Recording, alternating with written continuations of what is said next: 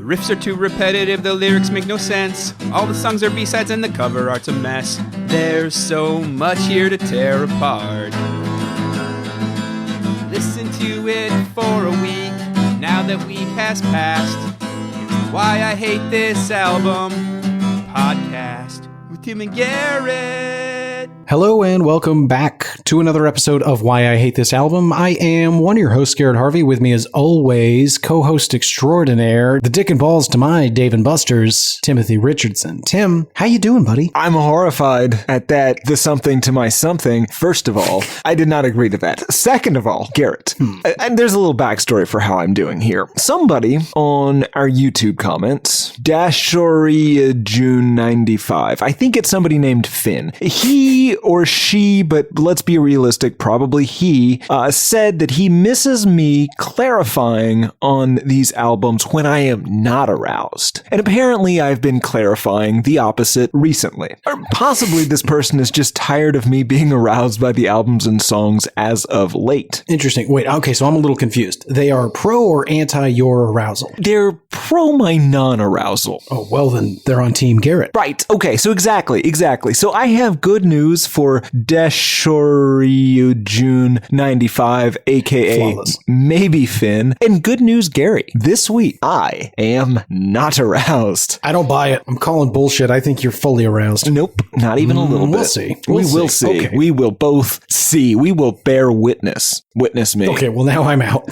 All right, Tim, let's get into it. What album are we talking about this week? What's got you so not aroused? We are discussing the 2003 Macho Man Randy Savage rap album, Kinda Be a Man. This was requested by Manny Hernandez, Hayden, Soupmaster22, Una, and Toxic Trent, who I believe to be a professional wrestler himself. And I, for one, am excited to announce that Garrett has pledged, on penalty of a slap, to do the entire episode in a Macho Man Randy Savage voice. Oh, yeah.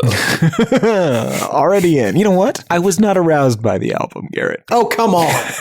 But something about it. No. Anyway, before we get into the usual order of things, Tim, we do have a little something to discuss. You've been pretty cagey about it, and so we're gonna put it on Front Street here on the mics. Where have you been? Nebraska? That sounds like a lie. Okay, but let's go with it for a minute. What you been doing in Nebraska? I mean, this is not convincing.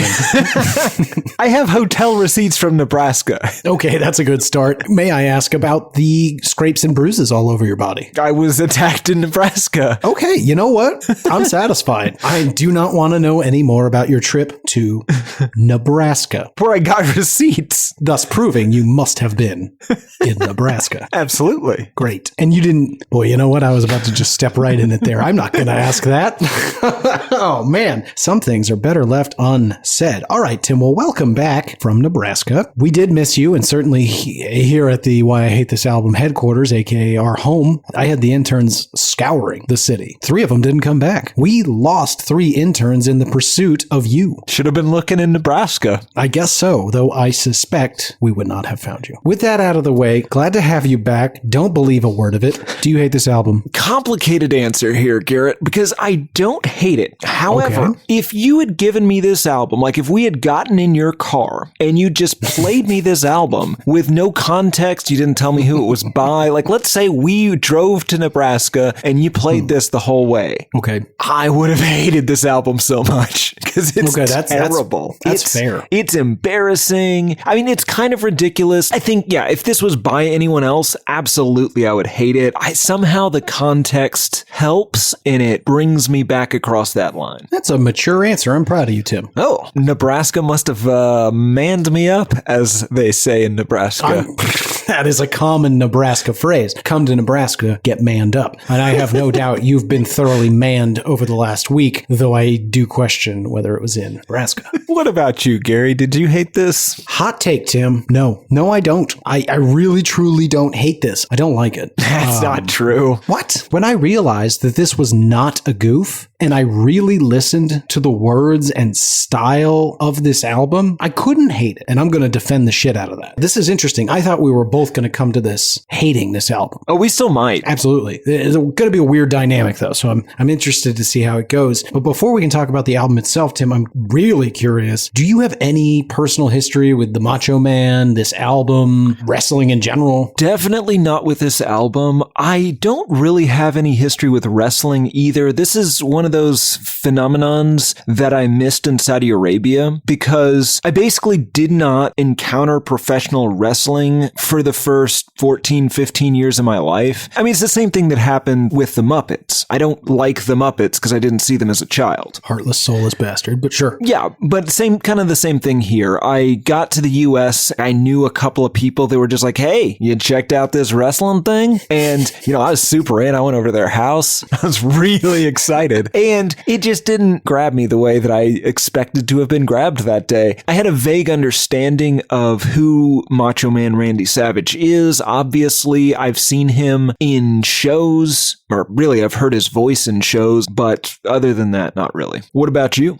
Pretty similar vein, little deeper in each category. I did not know this was an album, obviously, but I knew a little bit about wrestling because I had a friend in like third grade who was super into it. And I don't know what it is about you wrestling fans, but for those of you that are into it, you're way too into it. You need to relax. It's not real. And that's fine. Not saying it isn't a lot of work, not saying it's very hard on the body, and the schedule and demands that they put up with are ridiculous. Yeah, the frequency of chronic traumatic encephalopathy, this is a real sport. Sure. I don't think either of us is going to say that. Now, it is... I don't know about sport. Because doesn't sport imply a winner and a loser? If this is really more of an aggressive stage play. Well, maybe, but they're athletes. How about that? Yes. Oh, 100%. They are athletes. That is true. That is true. But okay, aside from that, and we'll get more into the ins and outs of wrestling, I'm sure. But I saw it, and quite honestly, I never really understood the appeal at all. To this day, I don't get it. Just none of it makes any sense. It's obviously not real. It's a bunch of steroided, oily men pretending, I don't know, and this is not about why do people like wrestling, because we'll never get there. But yeah, so I had some vague awareness. Like, I know your early 90s stars, your Razor Ramones, your Undertakers, a little Hulk Hogan, of course, Andre the Giant there in the late 80s. So, I can speak the language, but by and large, I don't give a shit. As for Randy, though, I've snapped into many a Slim Jim. I love his beef products. Absolutely. Sure. No one's here to besmirch his beef legend, but we're here to talk about the music. I enjoyed him on Spider-Man, of course. That was a good role for Rando. That's kind of my history. Coming in pretty cold, a little more than you, but not much. Let's talk a little bit about the band itself. Tim, take us on the band. Boy, that sounds wrong, doesn't it? Talk to us a little bit about Macho Man Randy Savage before we talk about his rap album. How did this happen? Macho Man Randy Savage was born Randall Mario Poffo in Columbus, Ohio in 1952, although I kind of suspect that's apocryphal. I believe he was born Randy. I do not think he's ever been named Randall, but we're going to go with it. Nice. His father, Angelo Poffo, was a professional wrestler in the 1950s. He was once on Ripley's Believe It or Not because he could do a lot of sit-ups, and that was a thing in the 50s that people wanted to see. Like on TV or live? I think he was on one of the episodes. I don't know. I don't think they chained him up in a museum, if that's what you're asking. Okay, just checking. It's the 50s. That's true. And he was Italian. 2 years later, Leaping Lanny Mark Poffo, the genius, was born, and he would become a professional wrestler as well, and he will also contribute to the album of the week. Who calls him a genius? It's one of his wrestling names. It was Leaping and the Genius. Okay. The family moved around the Midwest quite a bit. They lived in Ohio, Illinois, Kentucky, briefly Staten Island. Randall eventually graduated from Southern Illinois University, but he really wanted to play bass. He was signed to the St. Louis Cardinals and Cincinnati Reds farm teams. He ended up injuring his right shoulder, learning how to throw with his left arm. And I looked at his stats. It seems like he did okay, but ultimately, he wasn't going to make the majors and decided to go into the family business in 1973. He started off as the Spider, then just Randy Savage, and then his mom read a Reader's Digest article that predicted that Macho Man was about to become, and I'm quoting here, the next hot term, because apparently Reader's Digest used to predict upcoming hot terms, so he just added that to the front of his name. I'm so confused by that sentence. Yeah, so, I mean, you read Reader's Digest, right? It condenses articles from other magazines down into something that you can read. At least that's why is that I what read that it. does? I think so.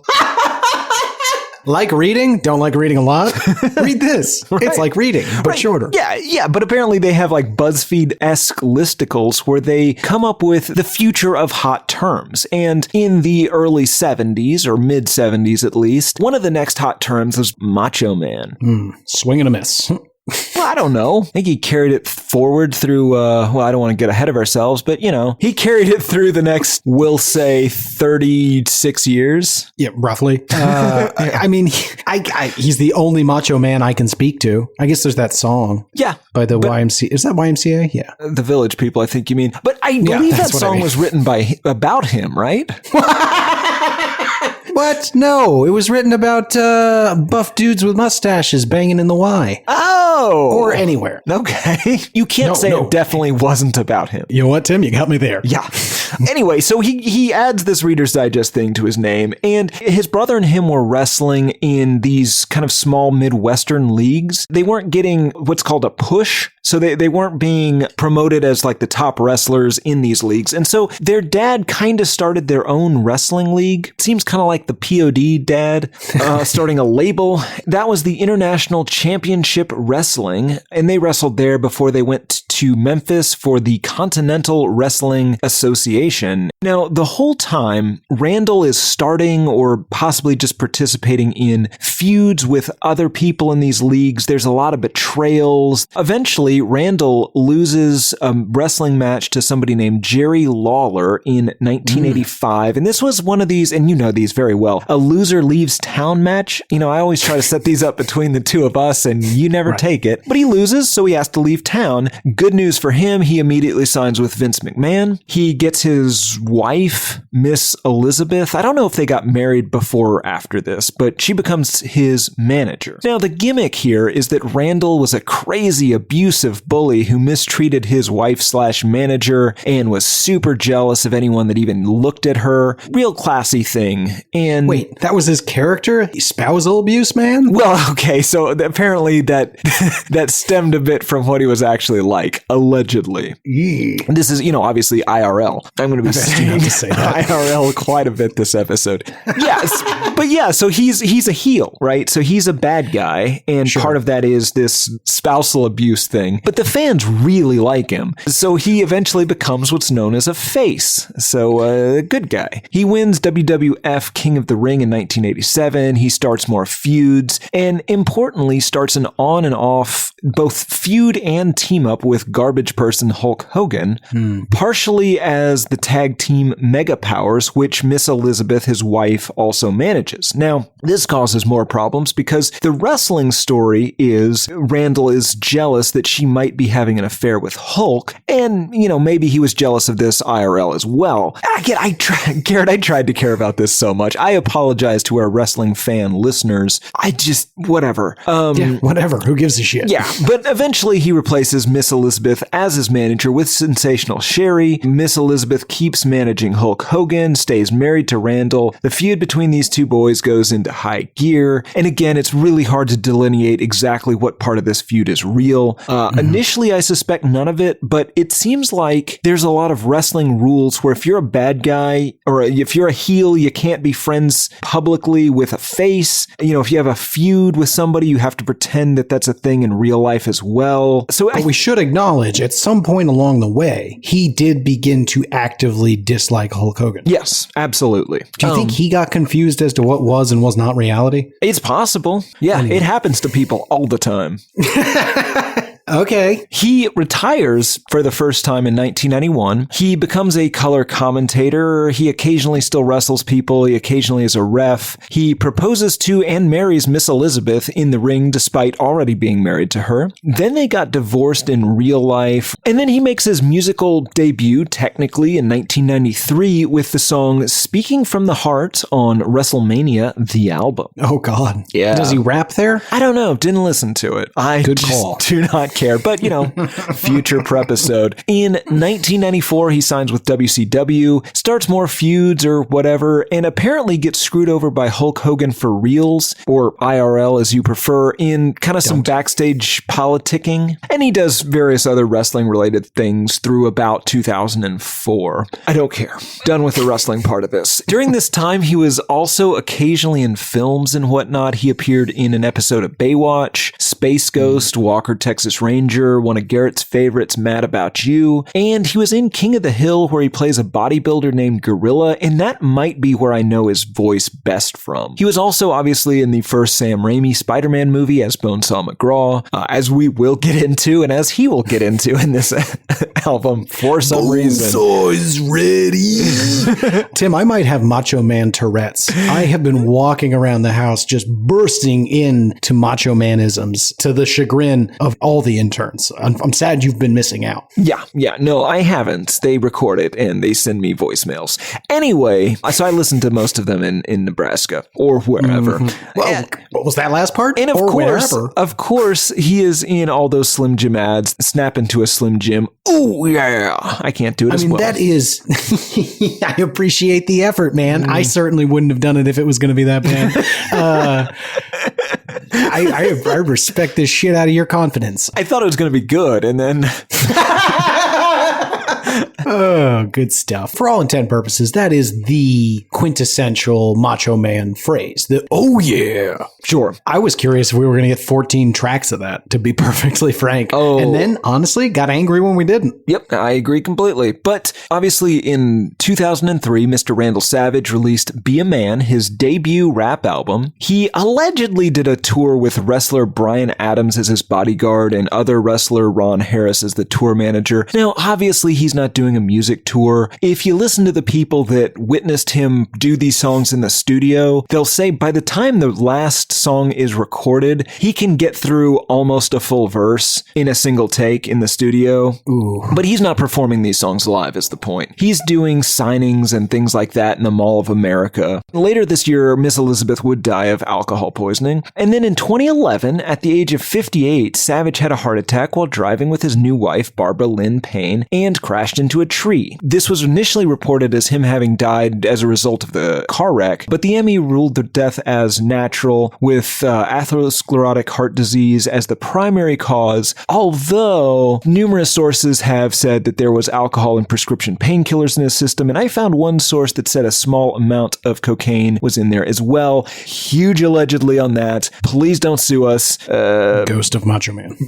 Yeah, ghost of Macho Man Randy Savage. Please don't haunt us. Yeah. Oh yeah. Or worse, take us to Ghost Court. Is that a thing? I'm not sure. Who do you think the judge would be at Ghost Court? Don't say Jesus. I was going to say Bill Cosby, but then I realized he's not dead yet. Also, I didn't say Satan Court.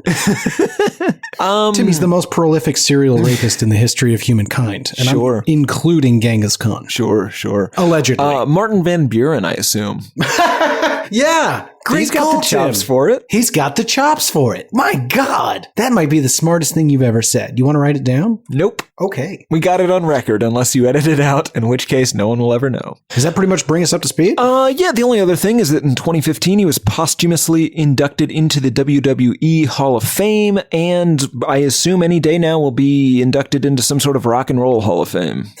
It's all pretty meaningless at this point. Yep. Great history, Tim. And that brings us, to general thoughts? Yep. Let's get into this album. Sure. Can we talk about his voice? I think we should probably start there, yes. Yeah. It's cocaine and steroids, right? Like, that's what that voice is. I don't want to besmirch him by saying cocaine. Is that man more steroid than man? Yes, of course. It might be also a steady diet of nitrate-filled beef sticks over the last 30 years. That can't have a good effect. No. I mean, this is an affectation that he honed. Like, he sounded like this 30 years ago. Oh yeah, I love this voice, Garrett. Somebody would make $1 million if they could find like a vocal filter, turn my voice into his for this podcast, have him read all audiobooks. I want Siri to give my car directions in this voice. Really? Oh yeah. Oh yeah. I can't do it. I can't. I could punch you in the throat a few times. Oh, there we go. There we go.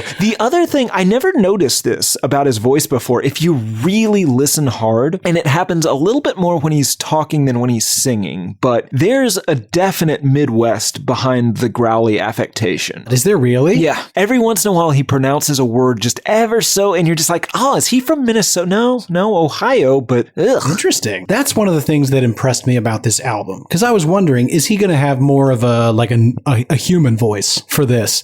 He does not. No, he didn't. I got to assume by the time he's doing this, he's been doing that voice longer than he hasn't. So it's probably not even a conscious effort. He can probably just do it. Well, I assume he can't do a normal voice anymore. This album has to be appreciated, if only for the fact that he manages to rap 14 tracks in a full Macho Man Randy Savage voice. I would argue he sings at least one of those songs. God, he really does, Tim. I cannot wait to get there. Oh, this album's bizarre. Yeah. I also realized just this week that Alex Jones is kind of doing a Randy Savage impression. Yes. Yeah.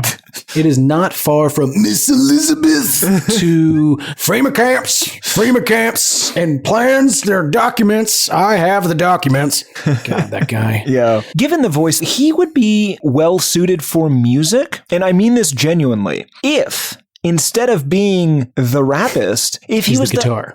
No, if he was the hype man. Well, we do get at least one song on here where he serves as the hype man. Yeah, exactly. And he does a fine job. Like if he's just shouting about how some other guy's awesome, that works. Yeah, no, you're right. It's a shame he's dead, Tim. I think 2020, you and I could have hired him as the Why I Hate This Album official hype man. Oh, it is a shame he's dead. It wasn't until just now. Controversial statement. This album is far better than it has any business being. I agree, because I was expecting Corey Feldman levels of bad. Yes. But he doesn't really have much to do with this, right? He has a songwriting credit on Be a Man. That's it. You know, he has nothing to do with the music. And honestly, that songwriting credit might have been just to further annoy Mr. Hogan. Yeah, it really could be. The beats put down in here, the music, it's fine. Yeah. It was all done by interns and producers at Big 3 Records. And mostly don't want any credit. Well, here's the thing. Most of them weren't aware of what they were doing.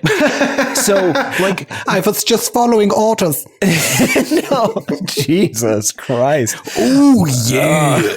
Yeah. Apparently, at least a couple of people on this album, they were making beats. They were told, oh, hey, we got a job for you. It's for a rappist, kind of an up and coming guy. And they gave him his beats. A couple months later, they're just like, oh, I did the music for Macho Man Randy Savage's album. Was not aware of that. Probably not going to put that on the old resume. Yeah, I mean, he's kind of working on a Tim and Gary model, but Big 3 Records has good interns. We do not. Yeah, no. So the music is kind of fine. It's mediocre, but it is still, like, I would put it above Lil Xan. Yeah, well, it's better than a lot of the SoundCloud rap is, because they're just buying random stuff and talking over it. Yeah, there you go. Yeah, this is truly produced music. And I'm going to say something else crazy. While the lyrics themselves in all these songs are not good, they're just not. I get the distinct impression that Macho Man Randy Savage loves rap music and hip hop. Oh, he absolutely does. Yeah. You kind of get references, like the people that wrote this were plugged into this scene. The year that this came out, 2003, Savage was working with boxers in St. Petersburg, Florida, and ran into the Big 3 Records chairman, who was managing a local boxer. And also, Cheap Trick was on Big 3 Records at the time. I saw that. They liked each other. brother, Savage, with, he said, I listened to Eminem, Run DMC, LL Cool J. He started listing off just rapists.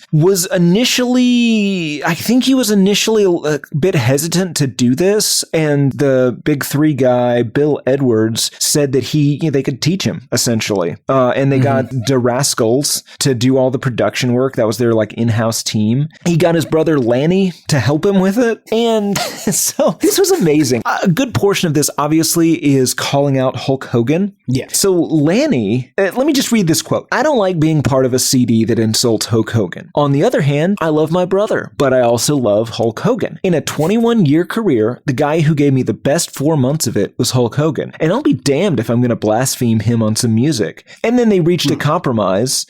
Lanny co-wrote the album's closer, Perfect Friend, a tribute to professional wrestler Kurt Hennig. And that was the compromise. He'll make fun of Hulk Hogan if he gets to do that. Gave me the best 4 months of my life. What did they do? I think he promoted him as the heel to Hulk Hogan. I don't know. Okay. I assume it wasn't a torrid love affair. It wasn't a John Lennon in Spain kind of thing. Oh, Jesus. Don't bring that up.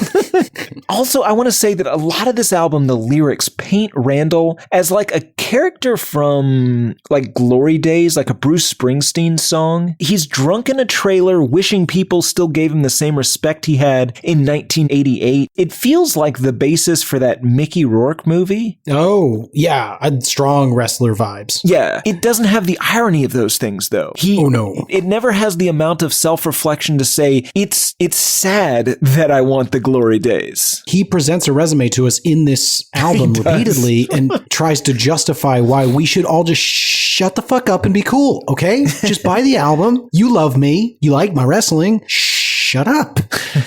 Don't point out the fact that the Slim Jim guy just made an album, all right? I tried really hard. And this is the last thing I want to say about this album before I switch gears, before we get into the song by song. I have a special treat for you. But part of the reason I can't hate this is I feel for Randy Savage on here. I get the impression he truly does love rap and hip hop. I read a few interviews with his brother where he would talk to him and he would constantly put in the kids lingo. So he'd be like, "Oh, brother, that's off the chain." And he'd be like, I don't know what you're talking about. I think that he poured himself into this album and it sounds as good as a Macho Man Randy Savage rap album could ever sound. But that's like me saying, this is the best giraffe I'll ever be. At the end of the day, I'm 6 feet tall, Tim. I'm not covered in spots, and I cannot make my neck 2/3 the length of my body. I just can't do it. And he just can't rap. So while it may be the best version, it's still not a giraffe. No, it's not.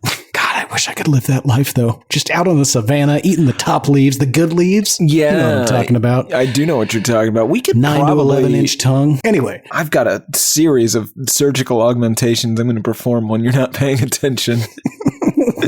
When I'm distracted? Yeah. Please stop referring to propofol as a distraction. God. Please also don't tusk me. Oh, we say don't watch things fairly frequently on this show. Don't watch Tusk. Jesus Christ. I mean, watch it.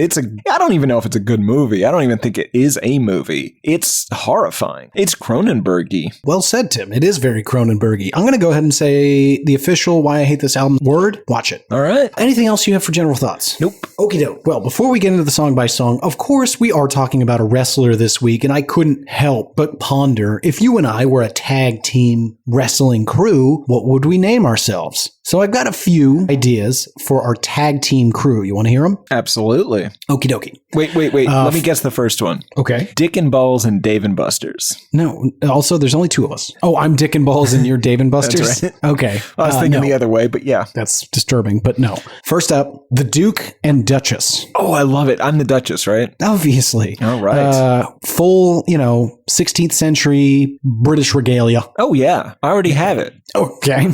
So many petticoats. Next one, Dr. Disaster and the Foaming Maniac. I assume I'm Dr. Disaster. Actually, no, you're the Foaming Maniac. You know what? I think I am more of a foaming maniac. Yeah, you can be foam. Dr. Disaster. Yeah, I do foam. I froth. And sometimes I foam. Next up, the Masked Rider and Bonzo, his trusty but gullible steed. That's you, of course, in a horse costume, which I ride you out into the arena. But then I tag you in, but you're easily distracted with apples and a mirror. Right, but I do have that powerful back kick. Absolutely. In. Sure. But again, easily distracted with apples or a mirror. Next up, the Lumberjack Boys. Oh. Yeah, pretty good. We just come out in flannels, got a couple of 1-2 axes, and your move is the timber. Oh, and your move is chopping someone with an axe. I don't think you've seen wrestling. I have. You can use all sorts of things. Not an axe. No.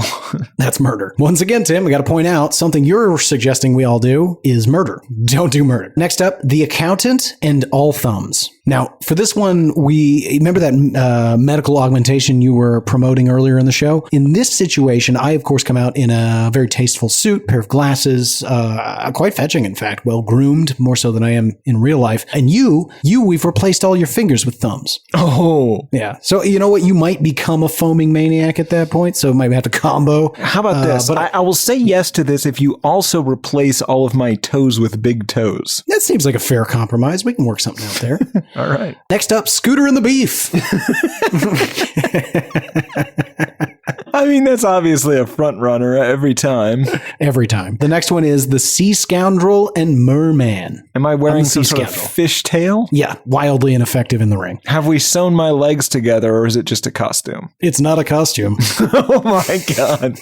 And you reek of fish. Can you at least get a proportional fish size to sew after you've replaced the lower half of my body? We'll see what's at the market, Tim. I'm not going to make you any promises I can't keep. Next up, this is a special crossover. I see an opportunity here for some side promotion. Texas Toast is the name of the pair. And then Rye Chip and the Loaf. Oh. Yeah. The very last one is always one of my favorites, G-Spot and Shit for Brains. I think the top three is, well, we'll give them a top four. Of course, Scooter and the Beef remain in there as always. G-Spot and Shit for Brains, of course. That one's hurtful. Dr. Disaster and the Foaming Maniac is pretty good. And then I'm okay, I'll let you call this last one, Tim. Do we want to put into the finals the Masked Rider and Bonzo as Trusty but Gullible Steed, or the Lumberjack Boys, where you have the signature move of the timber? I mean, I like them both so much. Can we get rid of the Shit for Brains one? Ooh, no, that one's at the top. That baby's gonna make its way to the finals. So. Okay. I mean, I'm gonna go with the Lumberjacks just because that way there's very little chance of surgical augmentation to turn me into a horse. Although, not none. Yeah. Track number 1, the aptly titled intro. I heard it's going to be working on a rap CD. It's going to be hot. Boy, oh boy. Maybe my favorite intro we've had on any album we've ever done. It's a news report. Yeah. That Macho Man Randy Savage has inked a recording contract with Big 3, sets the stage, lets you know what in the world is about to happen. And then we just hear a series of people talking over each other, hyping the album. And there's one person on here. Oh, do people talk shit? A little bit. So we get a whole bunch of chatter, and there's a few guys that I love. So there's one that's, yeah, I heard Macho's doing a rap CD. Man, that shit's gonna be hot. Well, the only swearing on the whole album. I never heard him say shit. I listened back to it. I don't think he says it. I think you're right. I think there's no swearing on here. I think there's a damn later in the album. I do not recognize that as swearing. Well, no, I know. But Garrett, the RIAA might? It might. This is where we get the first inclination that women are into Randy. True. One of the amorphous voices says, "Girl, he looks so good to be that old man. I would date him. He looks so good. Oh my God, his tight black pants and his muscles was all bulging." Nope, he's 50. 50 is a Slim Jim guy and he sounds like this. His skin looks like a Slim Jim. Yes, he is covered in Slim Jim skin. He has a smoky, rich, beefy flavor. I mean, all right. Yeah, but there's a lot of like, is that dude still alive? He's a punk. And I mean, it goes back and forth. There's some haters. Yeah, but ultimately they're proven wrong. Don't let his age fool you. He'll still whoop your bleep. Do you think Randy Savage just doesn't curse? He'll hit a woman, but yeah, he's not going to say a swear word. Yeah, maybe he's like a really conservative Christian, or no, I don't think so. That didn't show up in any of the research. I think this is a money grab.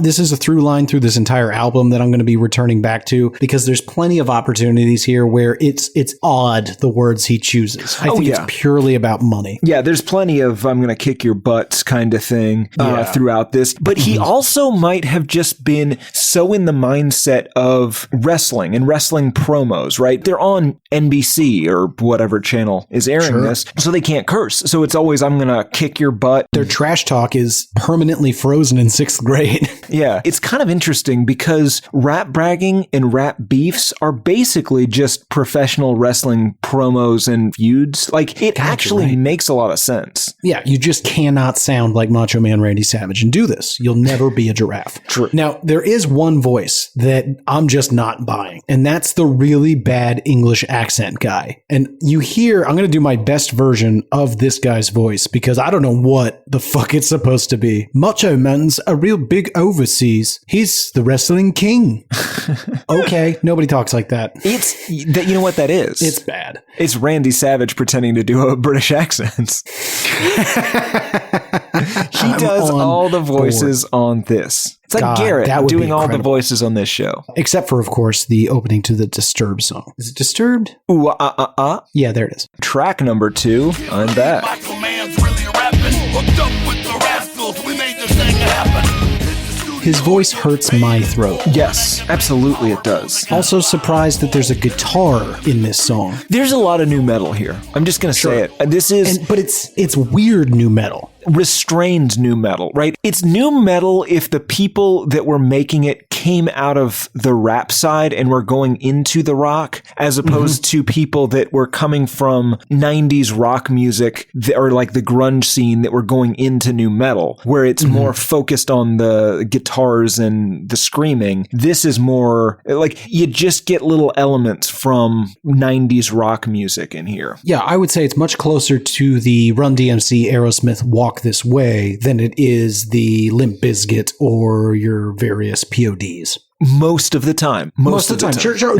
There are some examples where we're going to get into it for sure. But let's talk about some lyrics, Tim. Randy lets us know right up top. This is serious. He is to be respected, and no one's going to make fun of this or him. He says, I'm the wrestling king, but now I'm spitting lyrics. Took a break from the ring because y'all want to hear this. Coming on a medium nobody expected. Been in the game for years, and I'm still respected. Lots to unpack here. He claims that he stopped wrestling so that he could spit some rhymes. Don't think so. Nobody has missed him. That's a lie. This is a surprise. Nobody expected. It's just shy of a my name is Randy and I'm here to say. It starts off with like a thesis sentence and then includes 2 example sentences. It might as well start out with like for example and in addition. It's Sure. This is 10th grade essay stuff. Yes. I wasn't able to find who wrote most of this. There's people, so a lot of this is just credited to the Rascals, and there's a couple of other production people that are on this, but yeah, for the most part it's not. I just know it's not Randy Savage. Okay. Do you think that the goal of this album is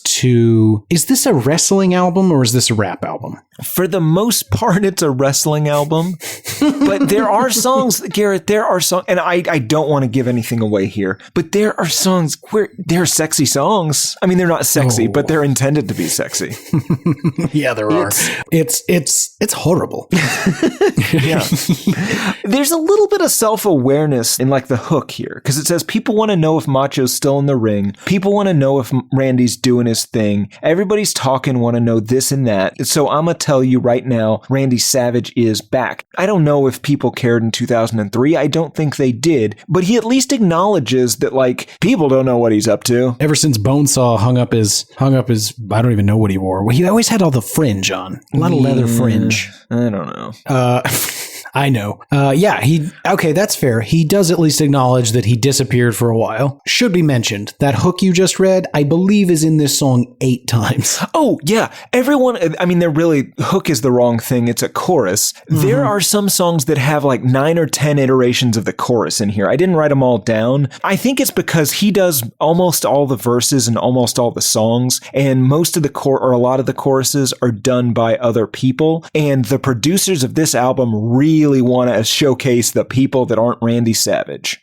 Yeah, and that's a good instinct. Yeah. The other thing, and Garrett, he compares himself to Deion Sanders, Bo Jackson, and Michael Jordan. Well, he's 1/3 correct. I don't even think that. No. If you're talking about Michael Jordan's baseball playing ability, Yes. I think his wrestling is commensurate. Is Jordan's baseball? Yeah. No way. Okay, we're going to make a lot of fun of Randy Savage today. I think the one thing he can confidently claim, he is an all-star of wrestling. Oh, absolutely. Absolutely. I'm not saying he's not. I'm just saying... You're just saying Michael Jordan's so much better of an athlete. He's so much better at basketball that I wouldn't say that the wrestling and the basketball are in any way commensurate. Okay, well, the lyrics are, because people don't know what the fuck we're talking about, because I doubt they listened. The first wrestling MC will be my claim to fame. I'm like Dion, Bo, and Mike. I can play two sports, and in both arenas, I'm a tremendous force. His two things are wrestling and rapping. He thinks his wrestling is as good as Bo Jackson playing football. He thinks his rapping is as good as Bo Jackson playing baseball. At least one of those things is false. Probably both of those things is false. I took genuine offense to this. Fuck him. Yeah, the Michael Jordan thing, I would say It's that the his closest. his rapping is pretty close to Michael Jordan's baseball. He was bad at baseball. Yeah.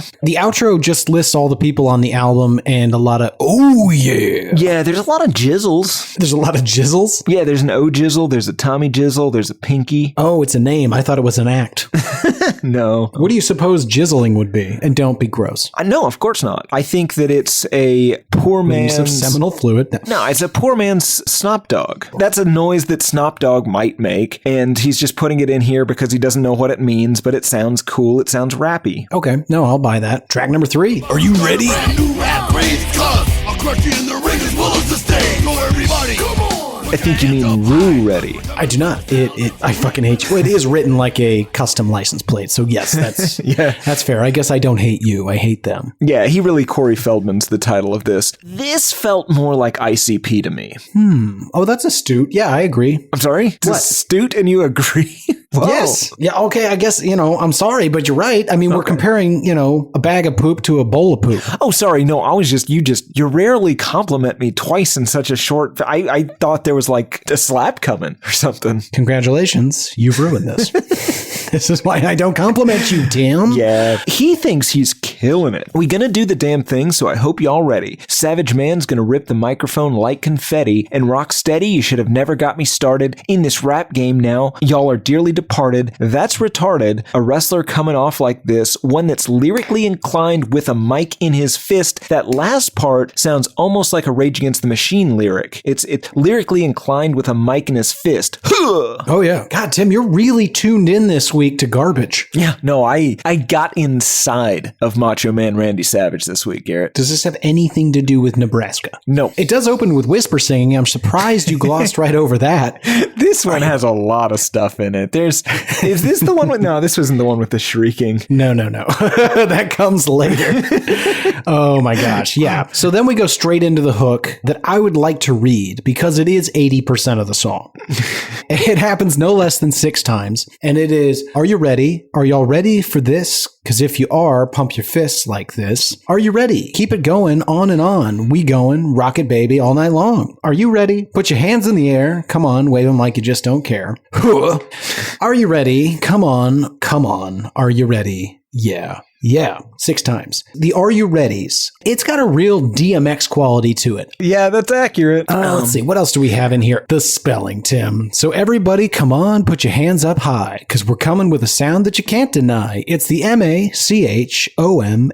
No, I'm not playing. I got the place in mayhem. New type of spelling, Tim. I got to appreciate this. They broke that down so that they were to have the right number of syllables, and in return, we get a brand new thing that I hate. Yeah.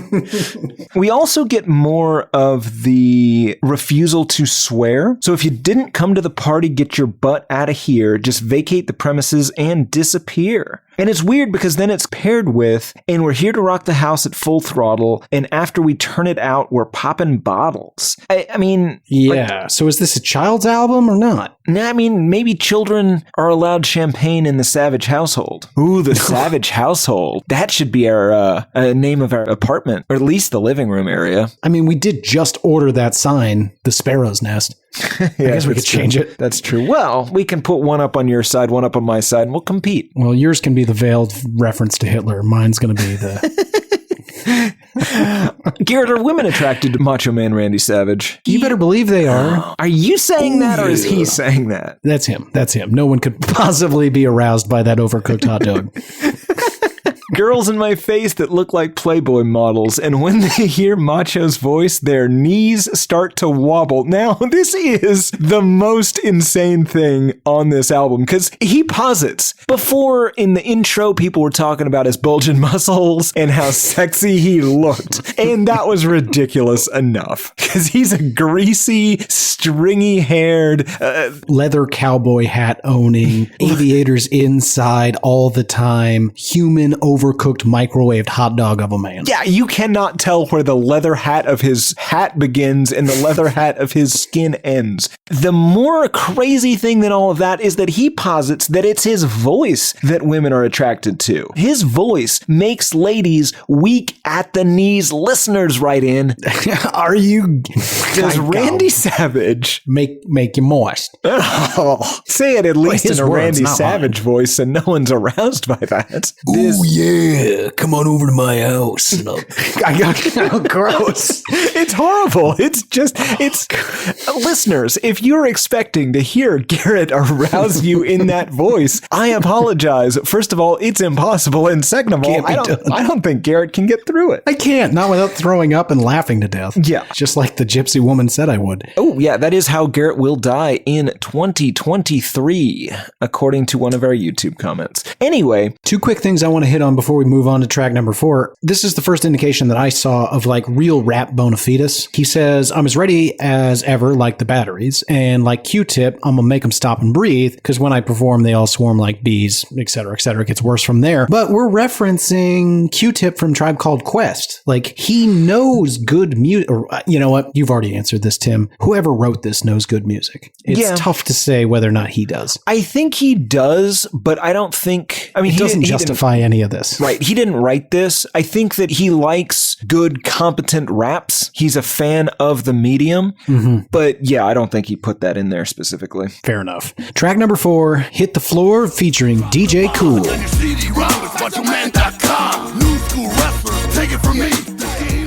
Were you familiar with DJ Cool before this? No, not at all. I'm still not. Oh, he had one well-known single in 96, Let Me Clear My Throat, which is referenced throughout this song. Bunch of coughing. Oh, is that what that was? Yeah. I thought it was just stuff they couldn't edit around.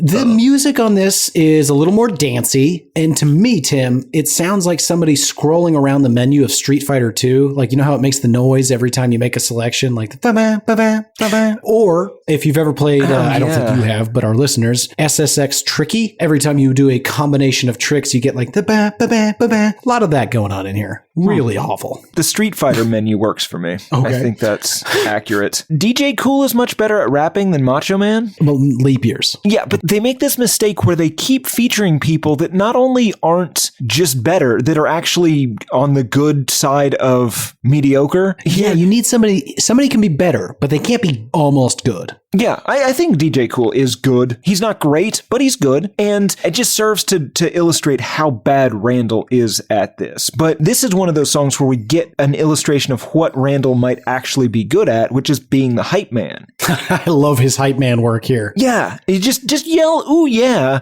to prop up whoever you're rapping with. All right, the song kicks off. DJ Cool starts things, as Tim said. He says, yeah, everybody hit the floor right now. It's time to get the party started. This is legendary DJ Cool with my man, Macho Man Randy Savage. Ooh, yeah. So, setting the stage, and there is one particular line, though, that of his hype man work just unnerved me a little bit, and it does go back to that sexy, sensual sound. Cool says, get your hands in the air if you're ready for tonight. And, you know, I would expect a yeah or a come on. Instead, we got a Yeah. Haunts my dreams. He is moaning. I'm going to say sensually. It is not a sensual moan. It is how Randy Savage moans sensually. Yeah, sounds like steel being crushed. We get a lot of dated references on here, and we get more of this butt instead of ass stuff. And I'm going to tell you again, I'm about to kick some butt, so don't sleep. I'm constantly dropping a bomb like on your CD-ROM. It's machoman.com. Tim, did you go to machoman.com? I didn't. First, I love the phrase CD-ROM, something that no one was using by 2003. If you go to machoman.com, and I don't recommend you do, but I did, and I didn't do it in incognito mode, but I think it might be a scam. It appears to be an incredibly unsecure website dedicated to licensing Randy's likeness, and I'm pretty sure that they don't own the rights to it. Oh, Garrett. You want to own the rights to Macho Man? Yeah, I do. I really do. That is something we could probably make happen. May I ask, Tim, to what end? I've got a group. Let me give them a code name here, just so I don't just something we can call them, so I don't have to like use their names on mics here. Omaha. I have a group of Omahas, like an investor type group that I think might be interested in owning a dead man. That's not what likeness means. Owning the I'm visage. so glad we discussed this. The visage of a dead man. Okay, you know you don't own that corpse, right? Well, how am I going to get that visage? This is getting dark. Also, who's this Omaha group? It's not important. It's just a group of like-minded gentlemen. Oh my God. Why are you so scratched up? Anyway, Okay. the one thing that I really hate that they do on this song is the fake live thing. Yeah, you hate fake live audiences on albums. I do. Here's the word I don't like. Up to this point, most of the wrestling talk has been a reference to his previous career, which makes sense. I mean, obviously, you're Macho Man Randy Savage. There's not a word so far about Slim Jims, which is odd.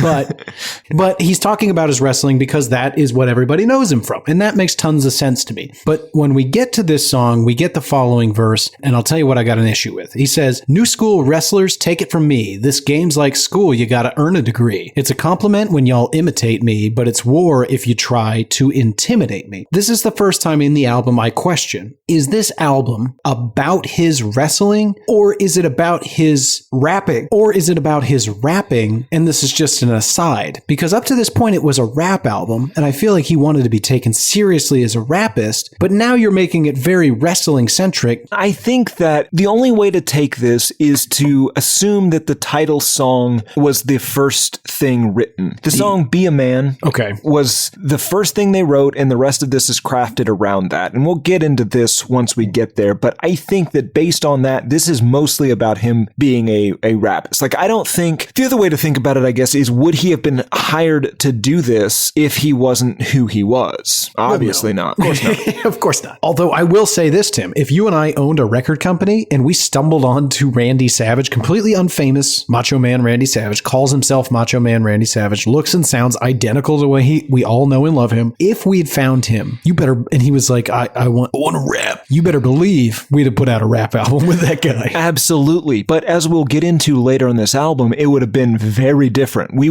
would have been 14 songs of Boys to Men covers. It would have been him doing sensual, sexy stuff. Maybe a bunch of Whitney Houston duets. Oh, duets. Okay, I thought you were going to say covers. I was fully on board for the theme from The Bodyguard. Oh, absolutely. And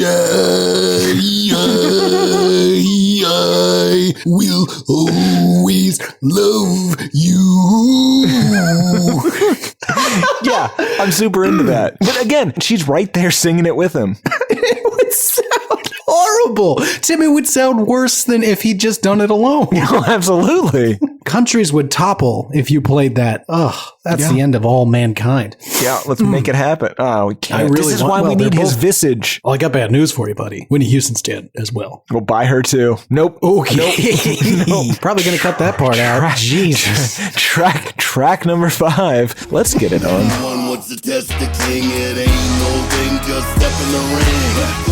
Finally, the Ooh Yeah song. Yes, but other than the ooh yeahs, this is the equivalent of burping the alphabet. I could barely understand what he's saying half the time. Yeah. You can tell that they tightly edited all these words together. Yeah, again, I don't think he could make it through a full verse. I think they just had to stitch this all together in Pro Tools or whatever. Yeah, and there's really not much to this. You know, we open things up with, I will say I'm finally thrilled to have the ooh yeah, but we open it up with, ooh yeah, we got the power and we're ready to wreck with a force so deadly it'll snap your neck. Ooh yeah, we're about to put this thing in motion. We'll hit you so hard you'll have a body convulsion, which I'm assuming you think this is all about wrestling. Right? I do think this is about wrestling. See, I think... Oh, you're going to say it's orgasms. about rap. Oh, Sorry? Yeah, what happened to you in Omaha? Nebraska. I did not say Omaha. That was a code word. Yeah, you're terrible at codes.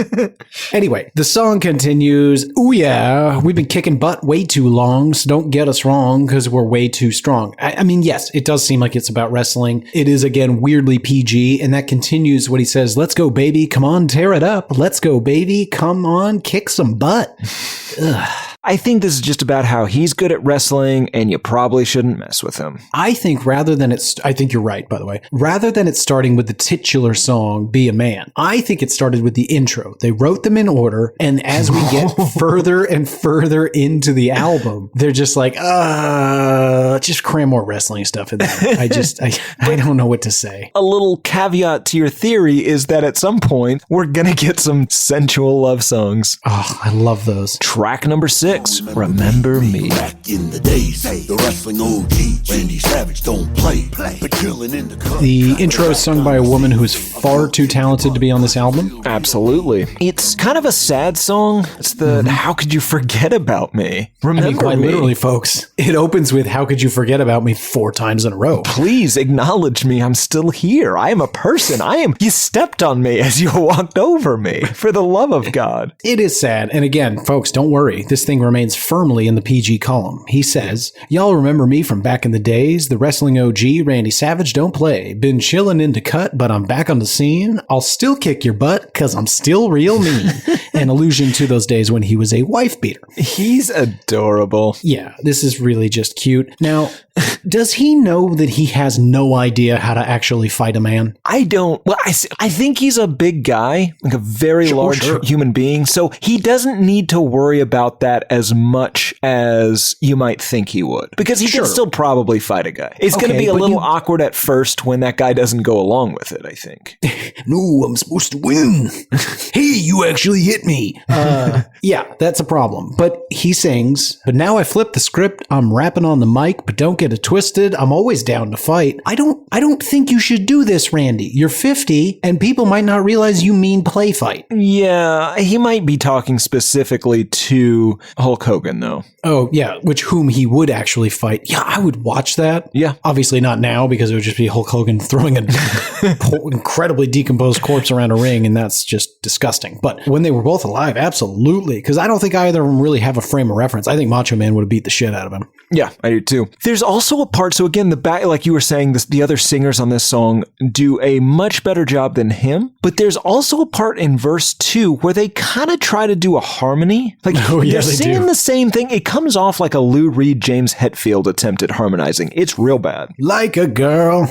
Yeah. We also get, I think, the worst possible way you can do spelling on an album. Oh, this is my favorite part of the album. Oh my God. Take us through it, Tim. This is insane. This has never happened in the history of music, with the exception of the Mother song. Turns his name into an acronym here. The M, because I push it to the maximum, and the A's for the R that they try to become. The C's for champ, 6 times I became, and the H is for honor. I'm in the Hall of Fame. The O's for, ooh yeah, because I'm so outstanding. The M's for macho, I'm the last man standing. The A's for any time, any place we can go, and the N's for notorious, the one macho.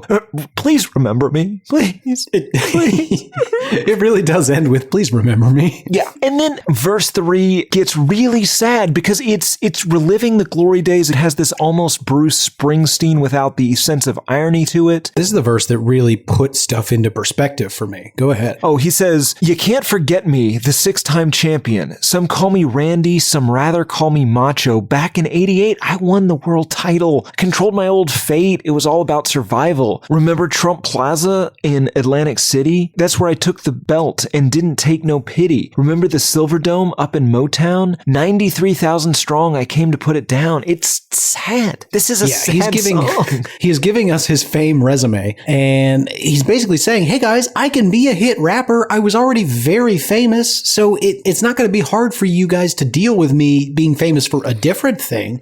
But what shocked me, Tim, is this verse really does put into perspective how incredibly difficult it must have been for him, like the last, let's say, 10 years of his life. He was in the Silver Dome with 93,000 people. More people were cheering or jeering, but in either event, attending an event that he was the star of. That's more people than are at a college football game in most cases. Yeah. Like, that is a shit ton of fame to then become nobody. I guess Bonesaw. But aside from that, nobody. Yeah, it is odd that he couldn't pull off more of an acting career. Especially because he was, like, for voice acting, obviously he just has the one voice, but he was fine at that. Sure. I just don't know how many different characters can sound as though they are having their larynx crushed for every line. So, probably limited work there. I'm surprised he didn't make his way into, like, a Celebrity Rehab or I'm a Celebrity, Get Me Out of Here, or, all those shows where they say that they star celebrities, but they're people you've never heard of. Yeah, they're the lesser Buseys. The lesser Buseys. I mean, Busey was on a lot of those, by the way. Yeah. Anyway, track number 7,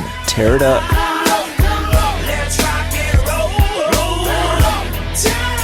This is scumbag rock, Garrett. It sounds like this could be a Kid Rock song or that Crazy Bitch song, or maybe Tommy Lee's secretly involved somehow.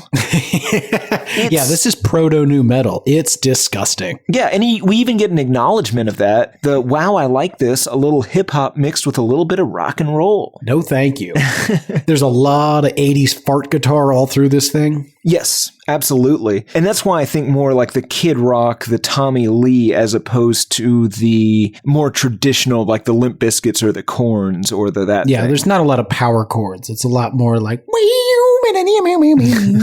Yeah. The really incredible thing about this song, though, is that he does the same thing every other rappist does. He's bragging incessantly about how good he is at rapping, and the difference is I can fucking hear him. I hear what he's saying, and I hear the voice and the manner in which he is saying it, and it threatens to break my brain. Because he's talking the mad flows that'll rock your block, and I'm blowing up the spot like some dynamite. You see me kick some butt, now I'm rocking the mic. I got the crowd crazy because they feeling the beat. You see I got mad flows, that's why I'm hot on the streets. Yeah, we know this can't be true because you can hear the words. Can we talk about whoever is doing their worst Sammy Hagar impression on the planet?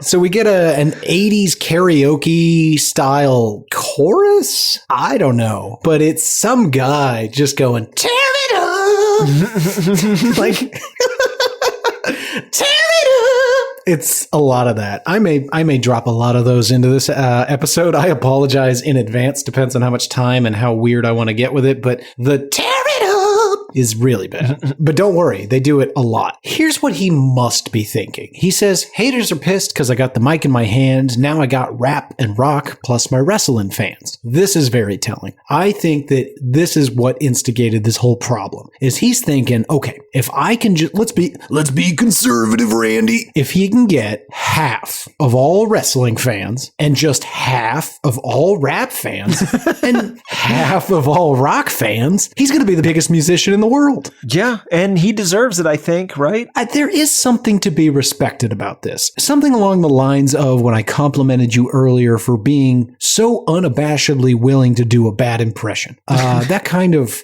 fortitude. I don't know the right words because I'm not that, but the willingness to put yourself out there and commit. The willingness to commit. Tim, you commit. You could be the next Macho Man Randy Savage. Oh, I like that. Macho Man Tim Richardson? No, I'm going to have to change both my first and last name. I got to imagine that's trademarked. Well, no, Garrett, Reader's Digest probably trademarked it and licensed it to Randy Savage. I would assume they knew it was going to be the next hot thing. That's true. Reader's Digest. I can't believe that's what Reader's Digest is. I had no idea. I'm pretty sure it is. It sounds right. and by that, I mean, it sounds absolutely ludicrous. Do you like magazines but hate reading magazines? I'm sorry. What is your thing? Reader's Digest. It's a magazine. We've digested it for you, you see. God, I was about to say, truth time, Tim. I don't know what a digest is. Is that really what it means? I don't know. I have no idea. God, I've never been so scared. I'm completely out of my depths here. Okay, back to this ridiculous song. In the ring and on the stage, I'm well respected, on top of my game, plus I'm well connected. If he can't make it on his talent, Tim, he'll just use his connections. Oh, that's nice of him. I mean, well, nice for him. Now, let's get a little nerdy for a second, Tim. We don't address things like this too often, but we've read the majority of this song, so I need to explain to the listener what happens next. So I'm going to give you the actual order of operations in the rest of this song for the last, let's say, 3 minutes. You get a pre-hook, then you get a hook, then you get a guitar solo, I mentioned that earlier, then you get a pre-hook, then you get a hook, then you get an outro. Spoiler alert, the pre-hook, the hook, and the outro, pretty much the same. Yeah. So you basically get chorus, chorus, solo, chorus, chorus, chorus. Yep. Track number 8, Macho Thang, featuring Aja. It's time to have fun. Work hard, play hard, that's a slogan. All the ladies stare when we step This up is to a the place. gross song. It's not the grossest song on here. I mean, can you imagine Macho Man Randy Goddamn Savage trolling a club for what you, Garrett Harvey, referred to off mics exclusively as sniz? I knew I wasn't going to like the end of that sentence. Sniz. That is what I say. That is what I say.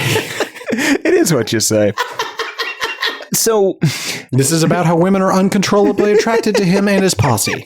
Just get it out there, Tim. it can't be though, right? It's so weird to think of him in a club hitting on women. He says, all the ladies stare when we step up in the place. Got a cutie, she's a beauty, all up in my face. Oh, no, sir, you don't. Absolutely not. You're also doing him a lot of favors there because he's growling that at such a slow pace that it seems like he didn't even make it through a single word. They had to stitch a bunch of words together. The pace of it is, got a cutie, she's a beauty, all up in my face. Like it's so slow. That is furiously slow. Now, Tim, I was disappointed in your research to hear an answer to the question I had all throughout this album. He says in this song, in the VIP, ladies all around, rascals and me, about to put it down. I was really hoping that in this weird PG album, that Macho Man Randy Savage referred to his boys as rascals. You rascals.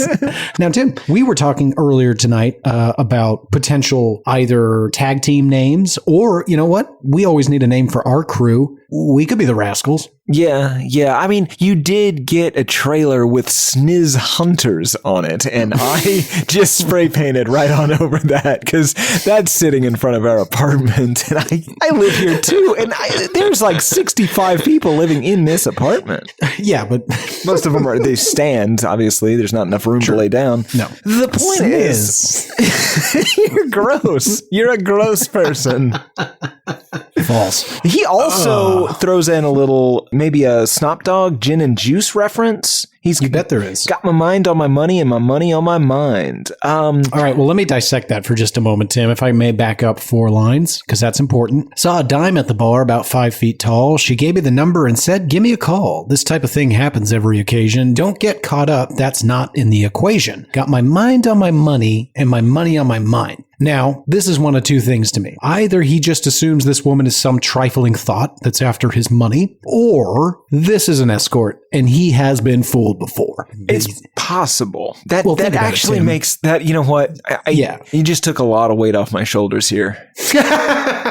Enough for you to stop saying publicly that I say sniz? Not until you stop saying it. Call it something else, Garrett. I can't. I know. But yeah, no, I like that. Maybe all the women he's talking about in this are prostitutes.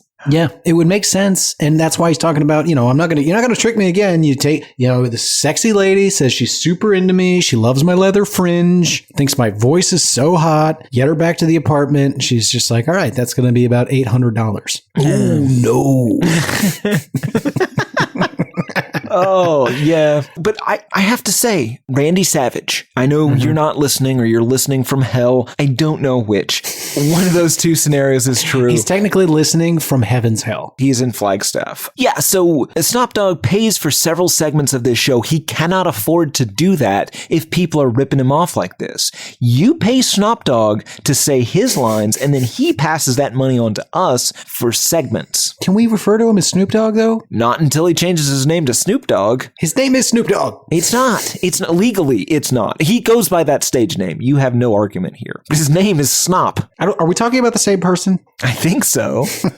I don't. The chorus says, come on, baby. I know you see me looking. I want to be your lady. Let's get the party cooking. You drive me crazy. I like your style. You got game. Hey, I guess it's just a macho thing. No. And this is sung by Aja. Okay, Tim, I did a deep dive. Aja doesn't exist. That's fair. It's a made-up duo. Never once was the group Aja ever recorded again. God, do you think he killed them? After a misunderstanding? You ladies in me! My throat hurts. Yeah, I'm sure it's not going to get better for the next hour or so. You want to move on? Because this song, it's about how ladies want to bang him, but we're going to get into a song where ladies do bang him. Sure. Well, I want to address one last phrase, and then we'll get into the next song. They say, ladies pointing because they're interested. They step to us and put in their bid. And we don't mind because they're looking lovely. They want to chill because we poppin' bubbly. Okie dokie. Yeah, prostitutes. Prostitutes. Okay, now they It's seem a to be prostitute auditioning. auction. Oh, who's bidding then? He's there, and they're all like, ugh. And then they're just like, oh, he might have money. And so they're all adjusting their prices based on his appearance and the fact that he has money. I see. I thought they might, again, still be ladies of the evening, but possibly auditioning, kind of putting in their bid, like, hi, I'm Tasha. I'll do the worst stuff. I'll do baby play. Okay. Yeah. I said the worst stuff, in an effort to get hired. Sure. No, I understand why you'd say that. I just don't know why you would say that. Because that's the worst thing I can think of.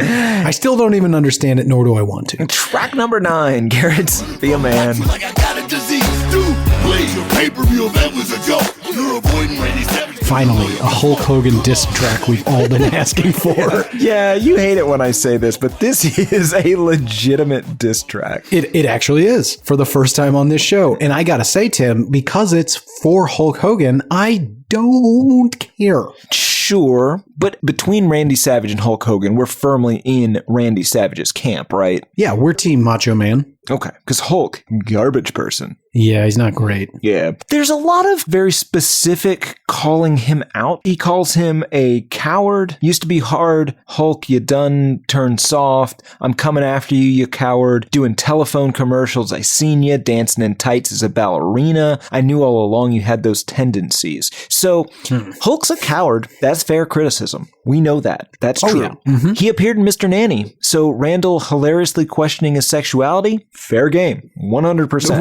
Well, I don't know about that. I don't know. I wouldn't say that. How the fuck does Randall justify to himself mocking Mr. Hogan for being in a commercial after the years of Slim Jim? I don't know. I mean, the decades, Tim. My whole childhood, maybe 0 to 20, he was the sole spokesman for Slim Jim. Yeah, he was like your father. Yeah, that's what I'm saying. He fed you. He spoke to you. Gave me Slim Jim every night. He was more than a father. Now, do you know what commercial he is referencing? Not offhand, no. Now, do you remember, Tim? I don't know if you were in country at the time. This was during the weird 10-10-220 days. Oh, yeah. Yeah, I remember this. A bunch of commercials with Alf for 10-10-220. There was like 1,000 of those numbers, right? Mm-hmm. Basically, anything you dial will get you cheap long-distance service. Right. It was the last gasps of people using a phone line for long-distance calling before everybody just had a goddamn cell phone or the internet. And you could just dial gibberish, and then it was free or something. Yeah. He makes fun of Hulk Hogan for losing scripted wrestling matches. Right. Right? He says, let's see, dude, please, your pay-per-view event was a joke. You're avoiding Randy Savage because you know you'll get smoked. Come on, that phony fight, The Rock spanked you fast. When I challenged Hogan on a real fight, he passed. You know, the outcome is not Hulk Hogan's fault. No, it is scripted. Yes. And I think it's, Tim, this is just because we don't understand wrestling. I don't understand. I get it not acknowledging that it's fake while you're doing it. Obviously, that'd be like somebody showing up and like addressing the audience to a play. Could you believe this isn't real? Like, that doesn't make any sense. But when you're not doing it, like, don't talk about it in your rap song about like it's real. It's not real. We all know it's not real. You might be under contract if you're still wrestling, but at this point, I don't think think. Yeah, this is not a WWE Slam Fest album. If this is how bad this is, Tim, can you imagine all these horrible wrestling albums people have been trying to get us to listen to that are actually commercially tied to the WWE? Oh, I'm so excited. A whole month we're going to do on this. Not soon, but we will. Thank God. Yeah. The other thing that's really interesting, and I wish he talked about this a little bit more, he says, the joke's on you, Hulk. What you gonna do? Probably nothing, because you're a real big punk. You called my dad up on the phone, man. Use a chump. What? Yeah, he called his dad. Yeah, no, I that's the extent of the information I was able to get, though. He called Angelo Baffo to complain or tell on his son. I think it was a bit. I think like in the ring. Oh, but I don't think the dad knew. Yeah. I don't think his dad knew. I think it was kind of a Jerky Boys meets That's still disappointing. wrestling. I wanted it to be Hulk called him and tried to tell on him or something. The country was just fascinated with Hulk Hogan for so long. Yeah, well, I mean, he's still fascinating, but Sure, but not to be like right. Yes, celebrated. he's a racist. Did you ever see that sex tape he made? I'm going to say no. I feel like no's the safe answer. That one that made him a multi-millionaire? Yeah, after he they- sued, what was it? Gawker? Yeah, that's right. with the help of that Republican fellow. What? Peter Thiel or something like that? He financed the whole thing because they outed him as a gay man, which is bullshit. You shouldn't get to just do that. That's nobody's business but your own. But he basically was like, okay, fuck you, and bankrolled the whole Hulk Hogan thing and got Gawker completely shut down. Oh, good for him. No, he's a horrible human being. Oh, bad. Well, Yeah. good for him this one time. Wait, Yeah, no, fair he was enough. doing it. Garrett, I'm so conflicted. I like the backing track. It's part of it's an Ice Cube sample, I guess. Oh, really? Yeah, apparently. Okay. Track number 10, Get Back. Don't beat on man. Come too close, cause you're gonna get slammed. When I hit On a scale of 1 to 10, how sad were you this wasn't a Beatles cover in the Macho Man voice? I mean, crushed. This is just another song about how he's not to be messed with because he's very tough, while very noticeably avoiding cursing in any way. He'll kick your butt. Yeah, I was a little bit triggered with this song because he talks about slapping people so much, and every time I just flinched away. Well, yeah, that's because of years of physical abuse at my hand. Well, the reason that he talks about it so much, though, is because, of course, in wrestling, you can't punch anyone. Otherwise, they'd be actually hurt. He very noticeably, though, this is another thing that kind of made me shiver a little. He says, hit you to the head, to the gut, damage your liver, and now you wish you never messed with Savage Man. I don't care for that. Have you ever been punched in the liver? Oh, yeah, you'll fall to the ground every time. Yeah, it's Can't help it. horrible. Yeah, that's really bad. That is a very specific threat. It does make me kind of believe he might at least a little know what he's doing. He knows where the liver is. Not everybody does, Tim. He goes on to say, one slap, blow to the face, and now I got your butt shook on how you're trying to run. But now I got your butt shook, oh, now you're trying to run. And now you're stunned. I'm terrorizing without a gun. And you should have known not to step up, because I'm in command. I got slammed, damn, by the Macho Man. What's he doing to butts?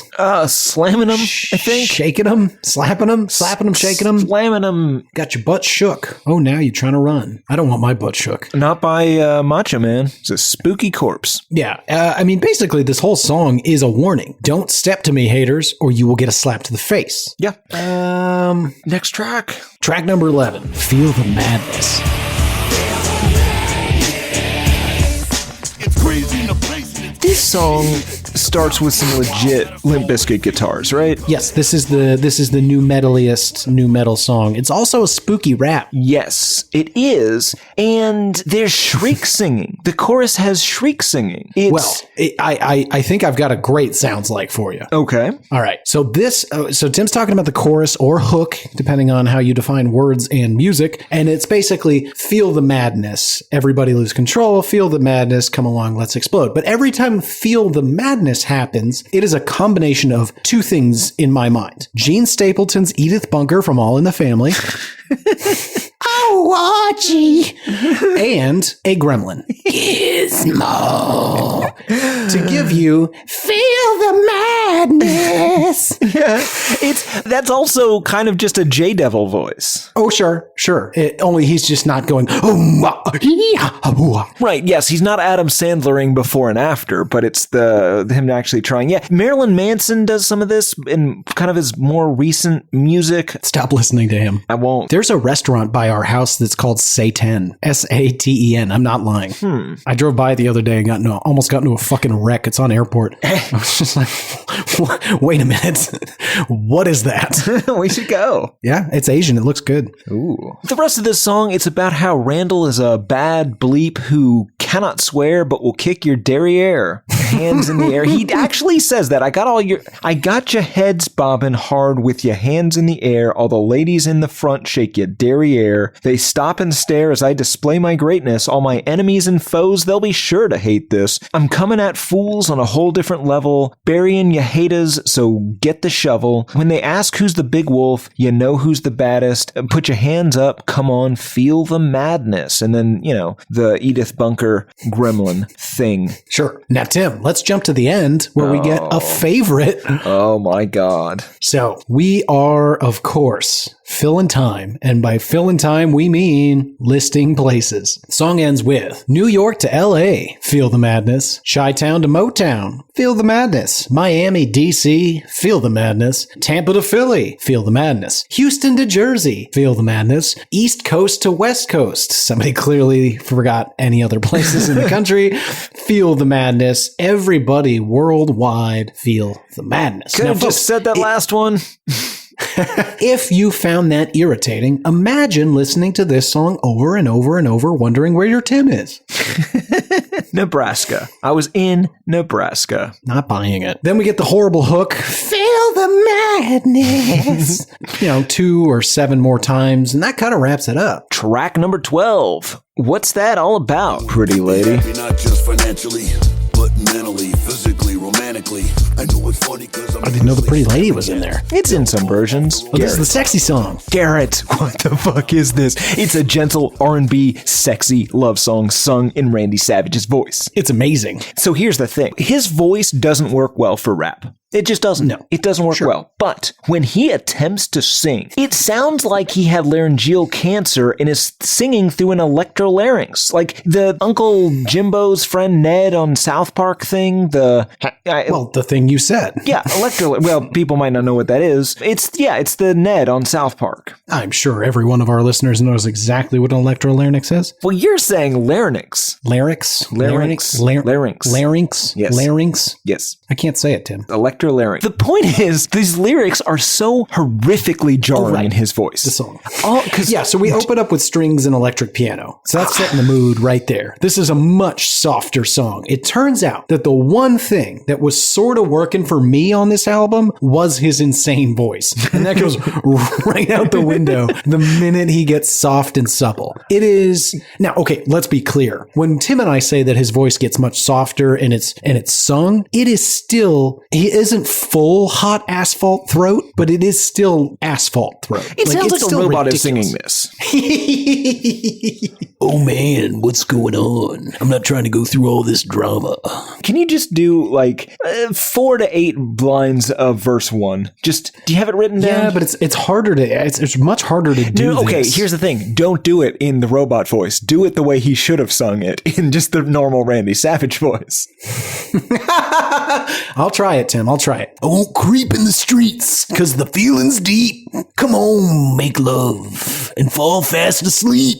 The fame's cool, but you really complete me. And I never felt this way about another so deeply.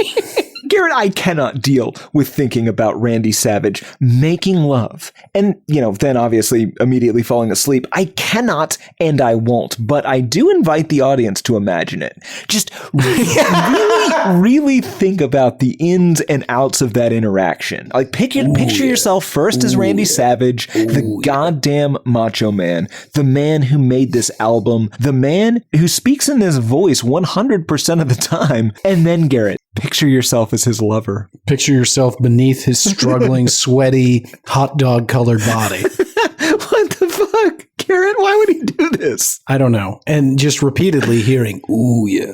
Ooh, yeah. Ooh, yeah. Okay. He didn't climax yet, Tim. Please don't. You don't have to take us through the whole Snap thing. into a Slim Jim. That's how he finishes. Every time. I get it. When I wake up in the morning, first sight I see is your face, and that feeling that we share can't be replaced. Even when we fight, I know we're going to work it out, because the last thing I want to do is scream and shout. I want to keep you happy, not just financially, but mentally, physically, romantically. Why is it that when he says, I want to keep you happy, he immediately says, not just financially, but mentally, physically, romantically? Why is it financially first? Because he is convinced that she is a gold digger. In fact, verse 3, he's talking more about how she's not a gold digger because he's trying to convince himself of that. Oh. He says, because I can count on you when I need you around, not a fair weather friend. You were there through the storm. You're not after Macho's money because you're far from the norm. Okay, I don't think he's trying to convince himself. I think that he's just been burned in the past. Okay, fair enough. He's saying the difference between this one and all the ones in the past. Yes, And every there have single been one of them. so Oh, Tim, so many. You know how many women have fallen to the Macho Man? What do you mean by fallen? 7. He has he has taken 7 lovers in his life. You dear sweet boy. Yeah, that's good, That's crazy. I think, right? You know, he's I wrestling. don't think so. I don't think so. I think just in the evening he performed in front of 93,000 people, he should have had sex with 7 people. Oh, all right. Tim, you and I are going to talk later. All that, okay, but everything about this song is so horrible, Garrett. It makes you imagine Randy Savage having sex. All that being said, I love this song. I kept waiting for a damn girl. Oh, yeah. I like that. If Randy Savage had made an album of 14 R&B love songs of this quality, I'm in. Yeah, I would listen to it regularly. I would make you listen to it regularly. Boy, I got to say, it will never set a romantic mood, though. No, but we don't need to do that for us. Well, no, I certainly wasn't implying that we did. I just, for our listeners, again, this is not just for us. Like, people listen to this. Oh, right. Right. The reason we do this. Yeah. So, folks, we're going to let you know right now, if you're looking to get down with your mate and, rub your parts together, maybe don't do it to Macho Man Randy Savage. You know what? Do, and then write in. This can be part of the daddy thing. See how people respond to making love to this song. Or any I Randy invite you Savage to make song. love to this whole album. Ooh, yeah. Oh, yeah. Write in, hatePodMail@gmail.com, or just click on contact us in the upper left-hand corner of hatepod.com. We want to hear from you. What was it like making sweet, passionate, sweaty love to the Randy sounds Savage. of Macho? Actually, that's the thing. Yeah. If you've had sex with Randy Savage, feel free to email us. Oh my God. If you had sex with Randy Savage, we'll put you on the show. Track number 13. Gonna be trouble. Sorry, but it's too late now, cause I diss you and dismiss you like a bastard child. Boom! You knocked down This song has women screaming as part of the background track. Yes. Maybe that might be unfair. It might not be women. It's possible there was some sort of ghoul or specter in the studio the day this was recorded, but something is shrieking. Yeah, but you're not referring to the Nelly trademark EI. No, I'm Just referring making to sure. the women screaming. Okay, listen. Nobody on this podcast is saying this song doesn't have women screaming. It's weird that they just straight up stole that, though, from Nelly's song, right? Yeah, well, we don't have that many ideas. Fair. Also, who's going to hear it? Yeah, you know what? If you're going to plagiarize on this album, because we'll get to how it did in just a minute, but a little forewarning here, not great. Yeah. Well, spoiler alert, Tim. So this is weird. There are horns, there's sounds of bubbles popping, and of course the screaming women, as Tim mentioned. It opens with the chorus about how dangerous Randy is, in case anybody forgot. He says, "Oh no, you better watch yourself, because I'm bad for your health. And I'm about to ready to blow. Oh no. Now there's going to be trouble." I don't want to be gross, Tim. Is there any chance this is about intercourse? Nope. Okay, good. Everybody wants to talk. Shh. I heard it all before, but by the time I'm done with you, you're laying flat on the floor. If we had any doubts, by song 13, we know for sure he's purposely replacing swear words with just noises. This was targeted at 13-year-old. Yeah. I'm curious about this line, Tim. Maybe you glossed right over it. He says, "You're saying sorry, but it's too late now because I dissed you and dismissed you like a bastard child." How many bastard children do you think Randy's neglecting? 7 women, 5. Only 5. Only Okay, 5. but it's just weird that he seems He's to be dead, condoning. so he's like, not, Sure. And that machoman.com is not generating any revenue. Probably not. Or at least not for his bastard children. Allegedly. You seem so put out by that. I can't believe the gall of these wrestling cowards, because they all know me, the Macho Man's got power. Even though you haven't seen me in the ring for a while, I'll still kick your butt and walk away with a smile. I mean, come on, 13 out of 14 songs, and we're still just talking about how tough he is and he's going to kick your butt in the ring. Yep, track number 14, My Perfect Friend, featuring Primary Colors. Mr. Perfect, don't you know that you'll be truly this? Mr. Perfect's the name. I love Primary Colors. I love this song. That song is a bit of a stretch. It's a poem. Yeah, again, I want to hear this. I like this concept. I want to hear him growl his way through a Boyz II Men cover album. I want to hear him sing tribute songs. Maybe we can get him to do Imagine in there.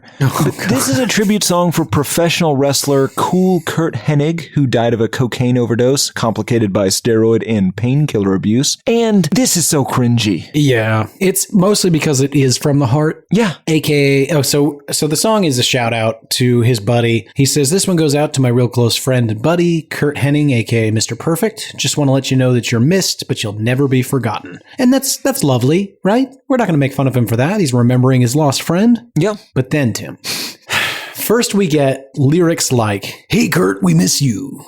But I can't do it. My throat hurts. Hey, Kurt, we miss you, but we know you're in a better place. It's kind of hard as time goes on and I don't see your face. So I'm clenching and I'm holding on to memories, and just on and on like this. It really is hard to describe how tortured these words sound together in Randall's voice. We played a 5-second clip at the beginning. Go listen to this full song. This is ridiculous. To me, Tim, there are 3 parts to this song. And I'm using the quotey fingers here, gang. I know you can't see me unless you found the feed. Find the feed. But 3 parts. First, you got Macho's raps, and that's pretty standard. It sounds ridiculous. But then, my favorite part of this song, the melodic chorus by Primary Colors. Primary Colors, gang, I'm pretty sure is a reference to racial equality. Basically, there's black guys and white guys in this harmonizing band, and they think that's, for some reason, unique or interesting. I don't know. This is the ebony and ivory of bands, and it's just as good.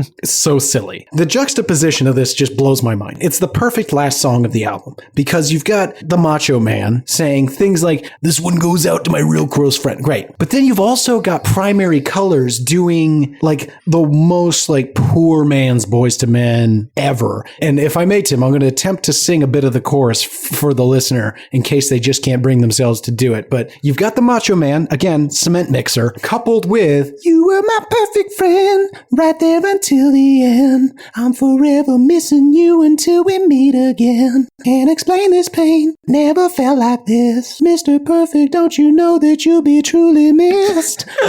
That's easily as good as it is on the album. No, I think that's a fair statement, and thank you. But that mixed with, hey, Kurt, we miss you, but we know you're in a better place. Like, coupled by lyrics written by Lanny the Genius Poffo. Right. This is where his brother steps in for some truly heartfelt words. And that brings me to the 3rd part of this song. By the end, it's no longer a rap. It is a poem. He stops trying to have a rhythm, and it's just read. He says, we remember Mr. Perfect. He was always in command. His greatness was so obvious that all could understand. He has given up by this point, and he's just reading the words. He just wants it to be over. Yeah. And so do we. Tim, how'd this thing do? According to the LA Times, this sold about 3,000 copies. I found another source that claimed 15,000 copies, and I don't believe that other source. Yeah. Boy, that would have the latest Trapped album beat. That would, yeah. Lonnie Poffo said Randy was really thinking this was going to do well. He was having a bit of delusions of grandeur. He thought he was going to sell 15 million CDs, and then he was doing it as a comeback. He hadn't been on television in years. It was like reinventing himself. Nope. Okie doke, Tim. What did people think of it? Well, we have 177 reviews on Amazon, 4.5 out of 5 stars on average, 73% 5-star, 2% 1-star. Now, unfortunately, a lot of the 5-star reviews were hilarious people being ironic. I tried to avoid including any of those. Also, there were some in German, and I'm not sure what to make of that, but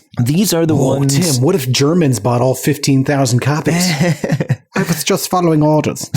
This first one is by Brian Mayo from 2008. It's called Be a Man and Buy This Album. As a white male growing up in a rural area, it was hard to find the right music to fit my life. Country was too redneck, rock too typical. Rap always interested me, but all the popular rap acts just sounded whack. It wasn't until 2003 when my prayers were answered and former wrestler turned rap fiend, Macho Man Randy Savage, dropped his rap-tastic debut. Be a Man features 14 tracks of straight-up dope rhymes, all provided by the Macho Man himself. From the blistering title track calling out that punk Hulk Hogan to club-thumping anthem Hit the Floor, this Macho Man knows how to party. A lot of people diss me, using words like irony to justify my tastes. In today's world, we need a rapper who can pump up the fun and brighten our lives with his beats from the streets. I think it's time we need a rapper who isn't afraid to use the word butt. Take that, Will Smith. The Macho Man has refined the game from the ground up, and Big Three Records should be proud to have him on the roster next to Rick Derringer and Cheap Trick. The only beef I have for the Macho Man is it's been 5 years. Where's the follow-up? 5 out of 5 stars. Oh no. What a sad man. Tell me someone replied. Can you reply to reviews? You can, yes, but I don't think anyone did. Jimmy Wynn called this Cream of the Crop. This is from September 11th, 2020. I used to listen to this album in college as a joke. Secretly, as I make fun of it, I was actually totally down with it. Trying to find a legit CD of this is hard and expensive, so I broke down and bought it digitally, burned it onto a CD. Now I'm so full of testosterone, I can knock down a building with my libido.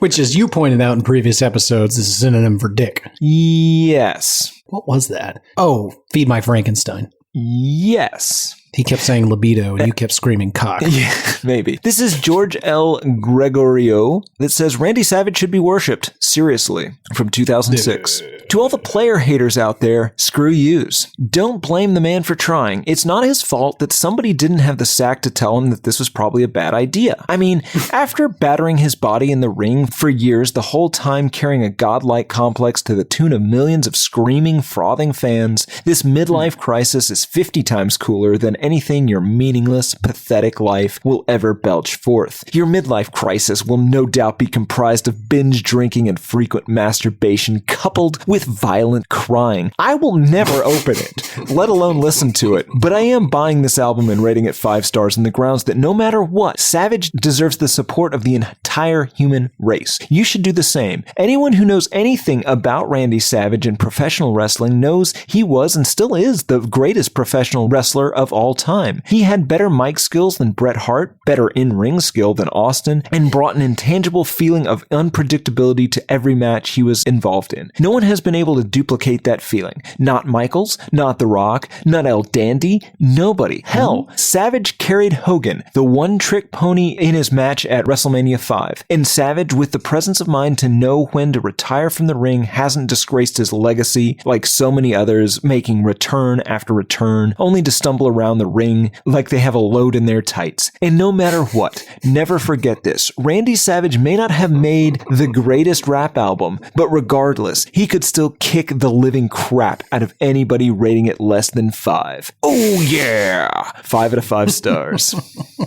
Okay, quick question. Did I space out there for a little bit, and did you read 2 reviews, one that heavily featured references to crying and masturbation, and one that boast of Macho Man's in-the-ring accomplishments? And they were the same review. Okay, that man is insane. Yes. Also, I think he might be very sad and spent a number of years in his midlife masturbating and crying. Yes. Great one to go out on. Who's this for? 2 people, Garrett. Terry Eugene Bolea and the ladies. Oh, okay. Well, I thought you were going to say you and I. No, God, no. This is not for us. I'm surprised to learn that anyone else has heard this in the last 17 years. Yeah, I'm surprised. I think 15,000 album sales seems a little low, just given the wrestling fans that could have bought this out of curiosity. Yeah, they're typically a pretty rabid bunch that want to support their boys. I would believe 15,000, but at the same time, I would believe none. Yeah. So it's, double-edged sword for sure. Tim, that brings us to final thoughts. What have we not said about the Macho Man? Nothing. Yeah, I think we've probably given this more thought than it deserves. So let's get down to brass tacks, Tim. After going all the way through it, do you hate this album? No, I don't. I think it shouldn't have been made. It's bad. It's certainly hateable. For my money, it's a little too weird to hate, and you just throw that voice in. It's grating after a while, but it's ridiculous. It's fine. I mean, it's bad. It's real bad. Don't listen to this album. But what about you, Gary? Did I get you there? Well, yeah, don't don't go taking credit for anything, because first of all, I started out not hating it, and guess what? Still don't. Yeah. For all the reasons you said, it's too weird to hate, right? Yeah. It's brought you and I a lot of joy this week. It's brought you and I together, I think. What are you talking about? I'm back from Nebraska. We're back together. You almost said where the fuck you were. I heard it. I heard that pause, motherfucker. I'm going to figure it out. I'm going to get you cornered at some point. Maybe I'll give you some of that schnapps I keep on the top shelf. Ooh, I love that stuff. The peach. Yeah. Your yum juice.